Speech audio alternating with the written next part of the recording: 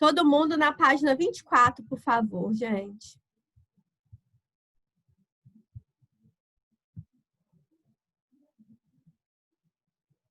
Ah, tá, Júlia. Não tem problema não. Agora que eu vi que você escreveu no chat, Júlia. Página o quê? 24? Ah, tá. Aí, presta atenção. Pega uma canetinha aí para a gente poder... Para eu poder ir marcando com vocês as coisas mais importantes. Beleza? A gente já marcou, Daiane. Sim, mas é porque o que acontece? Como eu tô fazendo esse formato de revisão, ô Matheus, eu vou marcar as coisas mais importantes que eu vou cobrar na prova, Ah, entendeu? tá. Não, a Aham. apostila de vocês é toda marcada. Então vamos lá, gente. A gente vai começar a entender o conceito de justiça lá na antiguidade. E ainda na antiguidade existiam, né, essa relação de justiça com os próprios deuses, tá? Aqui no primeiro parágrafo, ó. E uma das deusas, gente, que representavam a justiça é a chamada deusa, tá aqui, ó, no primeira, segunda, terceira, na terceira linha, ó. Na Grécia Antiga, das muitas histórias que se referem a deuses que representam a justiça, é possível citar a obra Teogonia, do poeta Hesíodo. Esse autor fala nesta obra de duas deusas que corresponderiam à justiça, Temis e sua filha Dike. Só que a gente vai observar, gente, que na mitologia romana ela era chamada de Iustitia. E uma coisa muito bacana, que quase todos os escritórios de direito aí, às vezes os pais de vocês, né, são advogados ou promotores, não sei, tem essa imagem dessa deusa, a deusa Iustitia. Porque ela fala que quando ela está com os olhos fechados, ela não vê diferenças. E segundo, né, essa representatividade, ela simboliza que tanto para julgar quanto para punir, não pode ter diferenças, tem que ter o mesmo peso e a mesma medida. Então, vocês podem marcar, presta atenção, tudo que eu estou pedindo para você marcar é para você dar uma estudada mais aprofundada, entendeu, Matheus? Então, vocês podem escrever importante nesse primeiro parágrafo aqui. Entenderam, gente?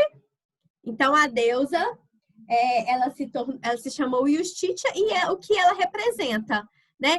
Você pode ver que a balancinha aqui, ó, representa um peso, que tudo tem que ter o mesmo peso. E os olhos vendados, né, que não pode ver diferenças. Continuando, Pitágoras também abordou essa questão da justiça. Ele falava que ela devia estar intimamente ligada ao sentido de proporcionalidade. O que seria? Vamos supor, o Joãozinho trabalha carregando peso, então ele gasta muita energia. Já o Pedrinho, ele trabalha mais com raciocínio. Um exemplo. Então, segundo Pitágoras, quem que teria que se alimentar mais seria o Joãozinho, porque ele gastou mais energia. Então, ele fala da questão da proporcionalidade. Outra coisa também que Pitágoras aborda, que está aqui no segundo parágrafo, é a questão de empréstimo. Vamos supor que Maria Eduarda pegou R$1.000 comigo emprestado. Matheus também pegou R$1.000. Só que a Maria Eduarda está demorando mais para pagar. Então, isso subentende o quê? Que a Maria Eduarda tem que me pagar mais juros desse dinheiro, tá, Maria Eduarda? E como o Matheus ficou só 2 meses com dinheiro, ele tem que me pagar menos juros. Então, Pitágoras falava da questão da proporcionalidade. Continuando aqui, só ajeitar aqui, só um minutinho, gente. Aí, vem Platão. Platão, gente, vocês prestem atenção nessas coisas que eu estou explicando, porque até para vocês fazerem as questões da prova, você tem que entender como é que fala? O contexto da história, tá? Platão falava o seguinte, que as cidades deveriam ser justas para que a sua população fosse justa. Ótimo. Então, o que acontece? Platão falava que para que o povo fosse justo, para que os cidadãos fossem justos, eles precisavam de um governante que fosse justo. Porque essa pessoa que administra a cidade, vamos chamar desse governante de cidade, ele era muito maior do que o próprio indivíduo, tá? A própria pessoa. Então, ele falava o quê? Que se uma cidade fosse justa, né? Se ela fosse liderada com justiça, com virtude, isso automaticamente influenciaria no indivíduo. Porque a cidade é muito maior do que o indivíduo. Tá dando para compreender, gente, até aqui?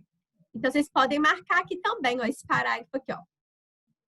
O conceito de justo segundo Platão. Gente, qualquer dúvida pode me chamar aí, tá? Marquem esse parágrafo aqui também, ó. Para Platão, podemos. Continuando, então, galerinha. Aí aqui o Platão vai continuando falando sobre essa questão de que a cidade é algo maior e ela deveria levar o indivíduo a se tornar também virtuoso. Gente, essa fala do Platão é muito bacana e, na verdade, eu estava falando aqui ontem com meu marido, eu falei que, isso aqui é uma opinião minha, tá, gente? Eu falei que eu acho que o Brasil não tem jeito. Jeito que eu digo assim, se falasse, o Brasil vai se tornar um país que não vai ter corrupção, que vai ter, que os cidadãos serão todos justos, eu falei assim, eu acho que não tem jeito. Isso tá, gente, arraigado no povo. Então, tanto o povo é corrupto nas pequenas coisas, quanto os governantes. Então, é assim, Deus abençoe que eu esteja errada, mas eu acho muito difícil a gente ter uma reviravolta nesse país, tá? Eu particularmente acho. Por que eu tô falando isso? Porque o Platão, ele falava que se, vamos dizer, se a grande liderança, se a cidade, tá? Se a liderança da cidade, a cidade fosse justa, se o governo fosse justo, o indivíduo, ele ia enxergar isso no governante e ele se tornaria justo, né? Então, é muito bacana. Ele tem até um diálogozinho do livro A República aqui. Gente, continuando, outra coisa também que o Platão fala, ele vai falar assim, como então que a gente vai decifrar, a gente vai estipular, na verdade, esse conceito de justiça. Então, ele fala que a justiça, ela deve tanto trabalhar com a questão dos prêmios, das recompensas, quanto da punição. E quero falar aqui também que a justiça, ela é feita pelos seres humanos, né? Então, a Constituição do nosso país, os direitos humanos, as leis de outras nações são feitas por humanos. Então, ele vem trazer uma ideia aqui para gente de como, então, que seria prático para elaborar essas leis que tanto premiassem quanto punissem. Vamos entender aqui. Aí o Platão vai trazer uma concepção. Primeiro ele vai falar do ser humano, para depois jogar essas ideias na cidade. Então vamos lá. Platão fala de 3 partes importantes, inclusive pode marcar aqui, ó. Na página 25, pode fazer um xizinho aqui, marcar aqui, por favor. Amores, alguma dúvida? Que eu tô tão assim, falando.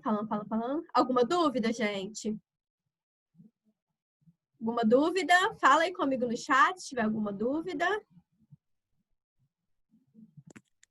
A sua matéria da segunda etapa vai ter que página, Daiane? É o capítulo 2 todo. Vou olhar aqui para você. O capítulo 2 tudo. É, todo. Então tá, eu vou adiantando então. Então marquem aqui.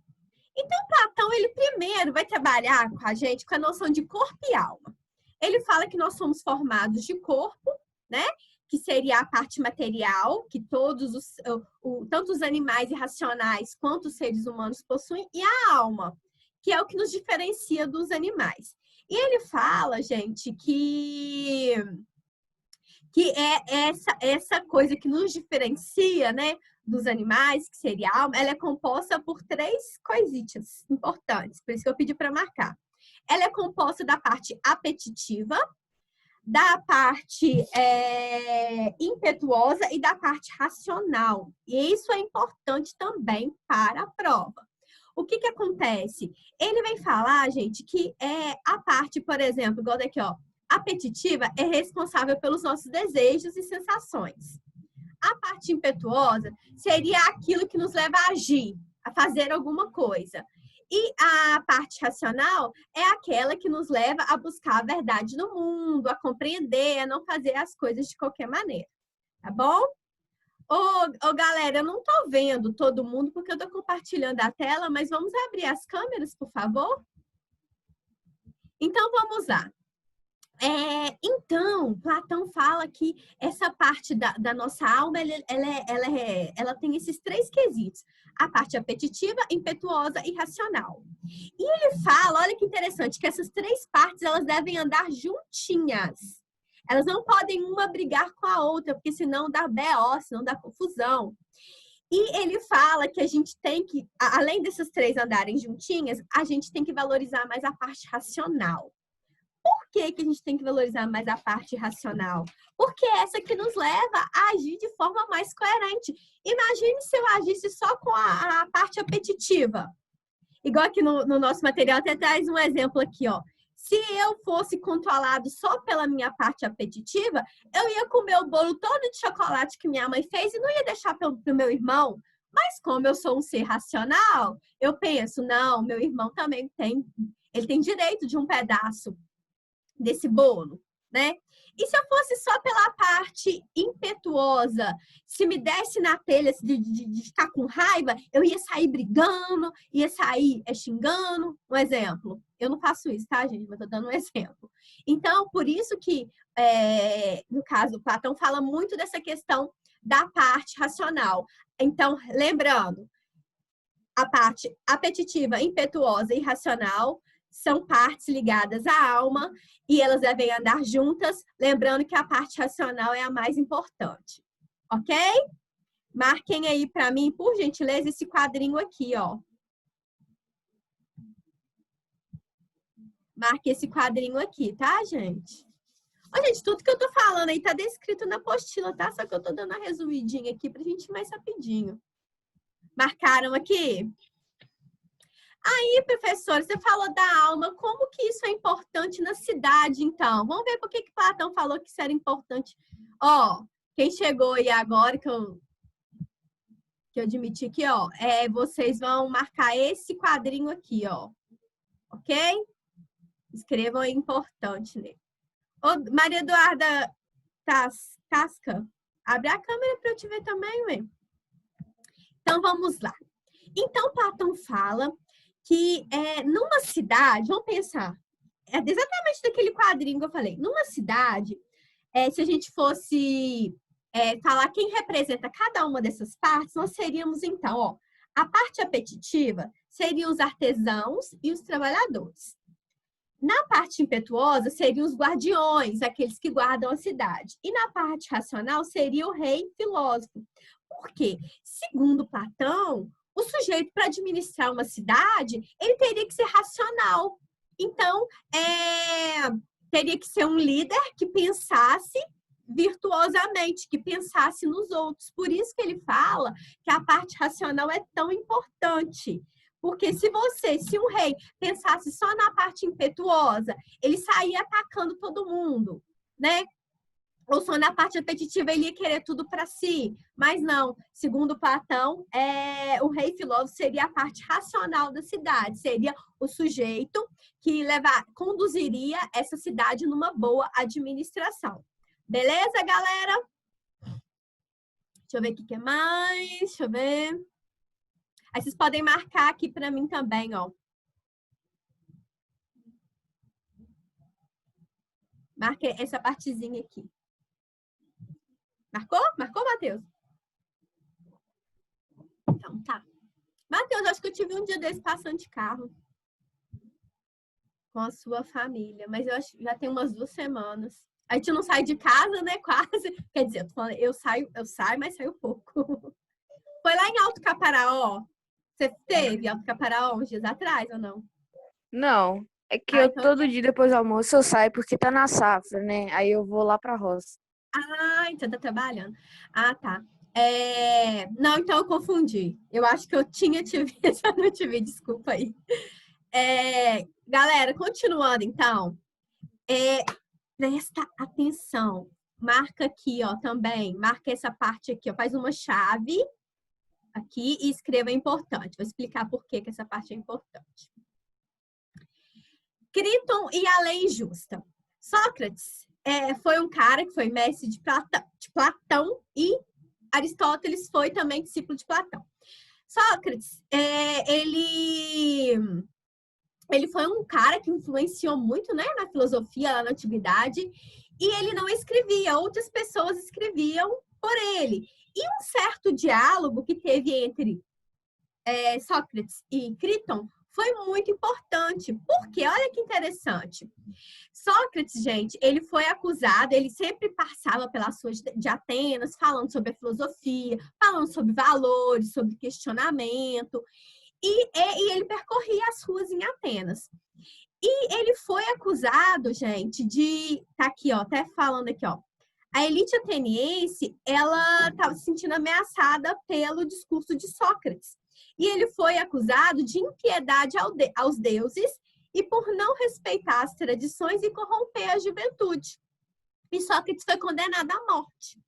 Criton falou com ele, sujeito, corre, dá no pé.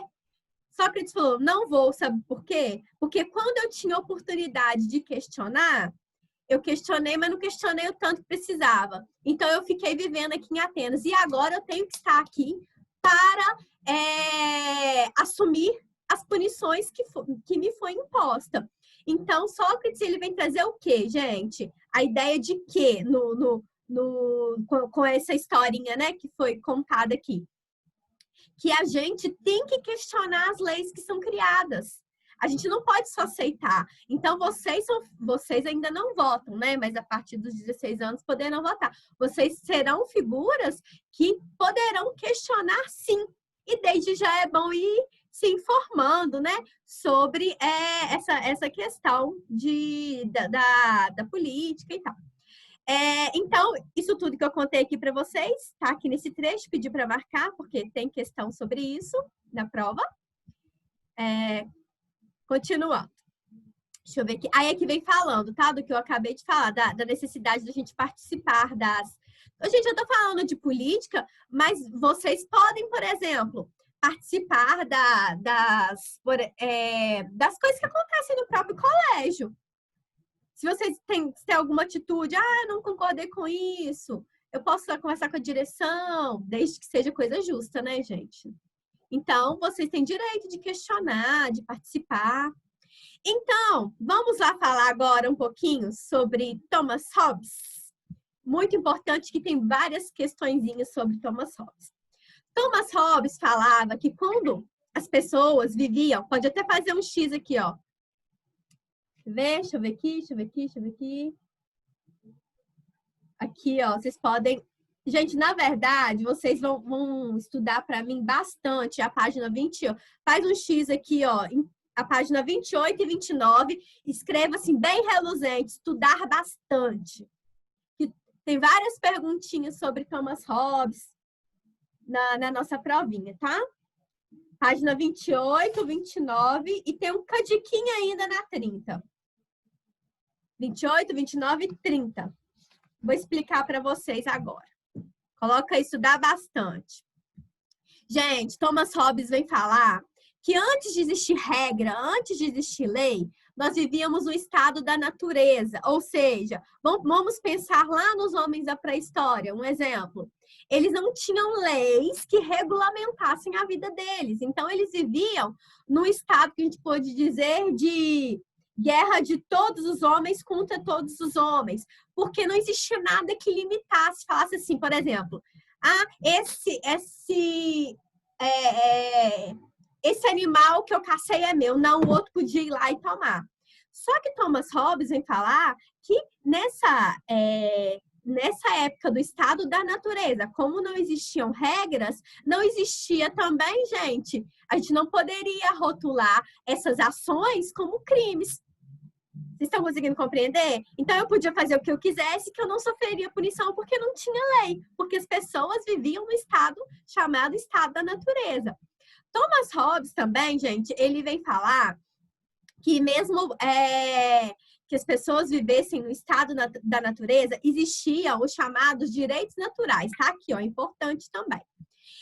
O que seriam esses direitos naturais? Que todas as pessoas são iguais, né? E o que elas precisam? Coisas que o ser humano precisa para sobrevivência, que seria água, comida, abrigo. Esses seriam os direitos naturais, mesmo antes de existir lei, gente, tá? Mesmo antes de existir uma organização social. E com tudo isso, quando as pessoas viviam no estado da natureza, elas viviam, como eu disse, em guerra constante para tomar o alimento do outro, para tomar o território do outro. E mesmo que hoje eu enxergue isso como algo errado, naquela época não era, porque não existiam leis. Está dando para compreender? Não tinham leis que regulamentassem. Você não pode roubar o alimento do seu amiguinho. Então, não existiam leis. Então, na verdade, eles não seriam, essas ações no estado da natureza não seriam crimes ou coisas injustas, tá? Tá tudo aqui. Vamos estudar essa parte, hein, minha gente? Ah, isso aqui é importante, esse trecho aqui, ó. Deixa eu explicar para vocês. Então, no estado da natureza, o que eu posso falar? Dessa guerra de todos os homens contra todos os homens, também isto é consequência, que nada pode ser injusto. As noções de bem e de mal, de justiça e injustiça, não podem aí ter lugar, porque não existia lei, galera. Então, não tinha coisas justas ou injustas. Mas, segundo Thomas Hobbes, a única forma da gente poder viver sem guerra, porque isso é muito melhor, é se existisse a ideia de contrato social. Também é importante, vou cobrar também na prova. O que seria contrato social? Seria um acordo entre duas partes. Então, seria um acordo entre o Estado com letra maiúscula, e os indivíduos. Ou seja, presta atenção nisso aqui. Eu abro mão da minha liberdade de fazer o que eu quiser, da forma que eu quiser, para que eu receba a proteção de um Estado. Então, por exemplo, nós vivemos no Brasil. Temos a Constituição, que é a lei maior do país, que foi a nossa última Constituição de 1988, e ela que regula as ações, né? Ela que é um parâmetro para regular as ações. Mas eu respeito a Constituição? Sim. Mas o que o Estado tem que me promover? Saúde, educação, segurança, transporte. Vocês estão conseguindo entender, gente, esse acordo do contrato social? Presta atenção na minha fala, que eu estou dando diquinhas. E, segundo Thomas Hobbes, só poderia existir uma forma de controlar essa guerra de todos contra todos se tivéssemos um governo pleno, um governo que soubesse administrar tudo isso aí, tá? Então, o contrato social, repetindo, seria um acordo entre duas partes, entre o Estado e as pessoas, ou seja, eu obedeço às leis do Estado, tá? Não faço o que eu quiser, mas em troca disso o Estado tem que promover segurança, saúde, educação para mim. Beleza, galera? Maria Eduarda Garcia, tá dando para entender? Débora? Maria Eduarda Tasca, tá dando para compreender, que são as pessoas que eu estou vendo aqui junto comigo. Gente, e aqui tem uma coisa muito importante. Então, para a gente continuar entendendo sobre essa questão do Estado, a importância do Estado, eu queria, aqui, ó, nessa partezinha aqui, onde que eu tô passando a setinha. O direito positivo é algo muito importante. Ah, então tá. É algo muito importante, porque apesar dele não ser universal, ele é que faz com que a sociedade tenha leis, que cada um viva em harmonia um com o outro. Dentro do nosso Estado, quando eu falo Estado, eu estou falando, gente, Estado com letra maiúscula, eu estou falando nação. O direito positivo são as leis, presta atenção, que eu vou cobrar isso, são as leis que regulamentam a nossa sociedade. Eu não posso dizer que as leis que regulamentam o Brasil é a mesma que regulamentam os Estados Unidos, ou a China, ou o Japão, ou qualquer outro país. Vocês estão conseguindo compreender? Então, o direito positivo é a lei que regulamenta a nossa nação, mas ele não é universal, porque cada país tem a sua Constituição, ok? A nossa Constituição, a última é de 1988. Mas, por exemplo, gente, está faltando 10 minutos. Por favor, por favorzinho, se encerrar, voltem, porque eu não acabei a revisão, tá? No mesmo link. Aí, gente, escrevam para mim, por favor. Eu já pedi para que vocês estudassem bem. Esse quadrinho aqui é importante para nossa provinha também, ó. Esse quadrinho aqui. Então, ó, o direito natural são todos os direitos que surgiram antes de existir lei, tá? E o direito positivo, ele se dá a partir de uma sociedade. Então, né? Lembrando que o direito positivo são as leis do nosso país, né? E eles vão se transformando com o tempo. Inclusive, nós tivemos épocas no Brasil que as pessoas não tinham direitos de reivindicar, de nada, porque nós tivemos ditaduras. E o direito positivo, ele varia de acordo com o país. A nossa lei não é a mesma do Irã, não é a mesma dos Estados Unidos, ok?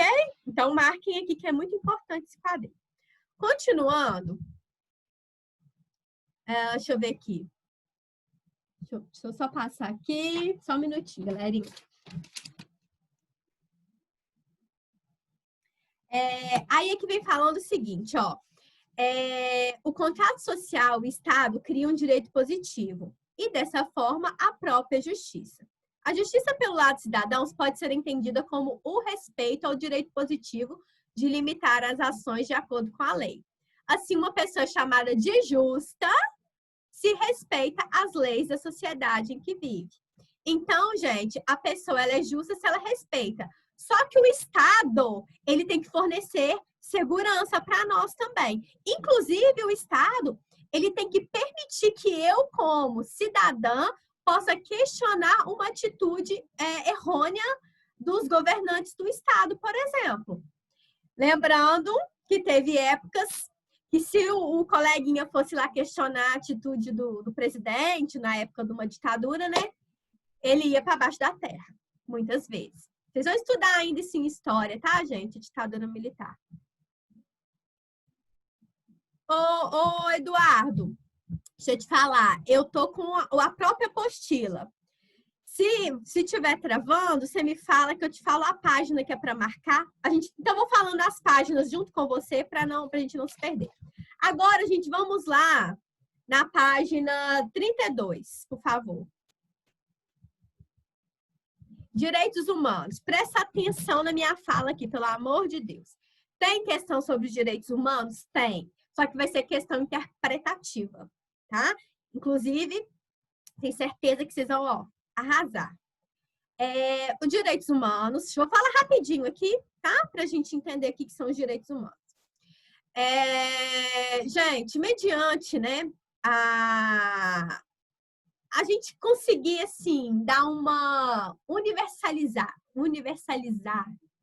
alguns direitos, eu acho que é assim que eu posso pronunciar mesmo, criaram-se os direitos humanos. O que acontece? Se um japonês estiver aqui no Brasil, eu sei que as leis lá no Japão é diferente da daqui. Se ele estiver em território estrangeiro, existem os direitos humanos para proteger esse sujeito que está em território estrangeiro. O que acontece? A ONU foi uma organização que foi criada depois da Segunda Guerra Mundial, em 1948, e foi criado os direitos humanos, que são uma base dos direitos de que todo indivíduo tem. Muitas constituições no mundo afora está embasada nos direitos humanos, tá?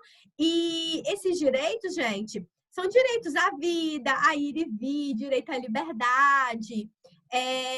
E muitas constituições no mundo são embasadas nos direitos humanos. Inclusive, a gente tem um filme que chama Hotel Ruanda, que ele mostra a atuação da ONU num país pobre. Depois vocês procuram aí, Hotel Ruanda. Quando eu vou trabalhar alguns temas nas minhas aulas de história, eu sempre quando dá, eu passo para os meus alunos. Muito bom, é um filme antigo, mas mostra uma guerra civil e como a ONU atuou, entre aspas, nesse território. Atuou muito mal. Mas podem marcar aqui, ó, para que vocês entendam. Esse pedacinho aqui, o Guilherme, que eu acho que me perguntou, estamos na página 32, Guilherme.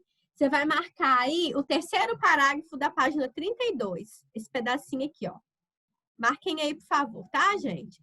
Que são as coisas que os direitos humanos garantem. Os direitos humanos garantem também, gente, que o sujeito não seja torturado, que ele tenha direito à livre expressão e outra coisa, direito à crença, gente. Direito à crença, ou seja, ninguém é obrigado a praticar uma mesma crença.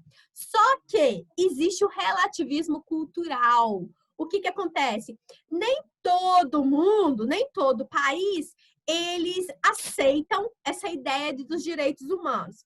Por exemplo, os direitos humanos, ele tenta garantir que não existe cultura melhor ou pior, certo? Só que existem alguns países que eles não consideram que as pessoas são iguais. Tipo na Índia. Na Índia existe um sistema de castas. Então, existe uma pirâmide social em que o sujeitinho da casta lá da base inferior jamais poderá frequentar os mesmos lugares, por exemplo, que um da casta superior. Então, na Índia, por exemplo, essa ideia dos direitos humanos, ela não tem essa abrangência, né, da forma que é nos países europeus, o que acontece? Essa ideia de direitos humanos, gente, surgiu inspirados nos países europeus, ocidentais, na verdade, e na tradição grega e cristã. Por isso que esses países mais orientais, nem sempre eles abraçam os direitos humanos. Está dando para compreender, gente? É questão cultural. Está dando para compreender, gente? Fala aí para mim. Dá um ok aí. Tá, Débora? Sim. Tá entendendo? Então, tá. Quem mais? Então, vamos lá. Vou falar agora um pouquinho com vocês sobre os direitos no Brasil. Presta atenção que se eu pedir para voltar, vocês podem retornar, porque no finalzinho do material, vai cair algumas questões na prova. Se quem não voltar vai ficar prejudicado. Direitos no Brasil. Nós tivemos 5 constituições, amores, 5. Lembrando que nos Estados Unidos, eles utilizam a mesma constituição da época da independência, tá? Da licença, e a gente já teve 5. A última é de 1988, foi do ano que eu nasci. Nunca eu esqueço dessa constituição, chamada Constituição Cidadã. Ela foi promulgada depois, gente, de uma ditadura militar. Então, eu preciso que vocês marquem aí para mim esse artigo 1º e o 3º. Na página, Guilherme, você que falou que tá travando, página, só um minutinho, 34, o artigo 1 e o artigo 3. Marquem aí para mim, por favor. Então, gente, a Constituição é a lei maior, né, que rege a nossa sociedade e ninguém é maior que a Constituição, nem o presidente, tá? Não é maior que a Constituição. Todos devem obedecer à Constituição do país, que é a lei maior. Então, a nossa Constituição, ela tem princípios como os princípios dos direitos humanos, tá? A cidadania, ao pluralismo político, direito de uma sociedade livre, ela é bem embasada nos direitos humanos, visto que essa que a gente está falando aqui, ela é de 1988, ok? Gente, e uma coisa muito interessante que eu queria abordar aqui com vocês, que vamos falar da cidadania no Brasil, na página 35. Eu quero que vocês escrevam, não sei se eu pedi na minha aula, se encerrar, volta todo mundo, tá? Volta todo mundo. Escrevam aqui para mim, em frente a esses números, por favor. Vocês podem escrever assim, deveres, no número 1. Número 2, proibições. E número 3, direitos. Escrevam aí, por favor. Então, minha gente, nós que pertencemos à sociedade brasileira, nós temos esses 3 requisitos a se cumprir. Nós temos os deveres, que são obrigações. Oi? Página O número 3 é o 35. quê? Desculpa, Eduardo, fala de novo. O número 3 é para colocar